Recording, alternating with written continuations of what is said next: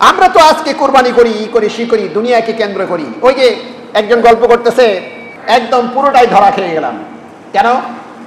পুরোটা ধরা খেয়ে গেছি হুজুর। কেন? ধরা খেয়ে গেছি, এত টাকা দিয়ে একটা গরু কিনলাম, যারাই দেখছে তারাই মনে করছে কমপক্ষে 4.5 থেকে 5 মণ গোস্ত হবে। একদম ধরা। কেন? মাত্র গোস্ত 3.5 মণ হয়েছে। খেয়াল করছেন কথাগুলি? হাসার খোরাক দিচ্ছি না আমি, নিঃসন্দেহে হাসির খোরাক দিচ্ছি না ভাই। আপনি কয়টা উদাহরণ এরকম নেবেন? উনি বলছেন ভাই পুরোটাই ধরা খেয়ে গেছি। কেন? যারাই দেখছে তারাই বলছে 4.5 থেকে 5 মণ গোস্ত হবে, কিন্তু গোস্ত হয়েছে কতটুকু? ধরা খাইছে না খাই নাই? মুমিনদের জন্য আজাবাল লিল আমরিল মুমিনিন, আল্লাহ রাসূল বলছেন মুমিনদের কি আশ্চর্য বিষয়, আজব বিষয়।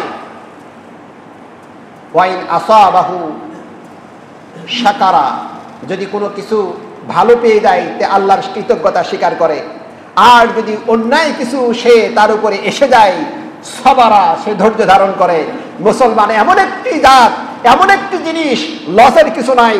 অন্যায় আসলেও সে সবর করে, আল্লাহ তাকে সওয়াব দিয়ে দেয়, আর ভালো কিছু পাইলে আল্লাহর কৃতজ্ঞতা করে, আল্লাহ তাকেও সওয়াব দিয়ে দেয়। জোরে কোন সুবহানাল্লাহ।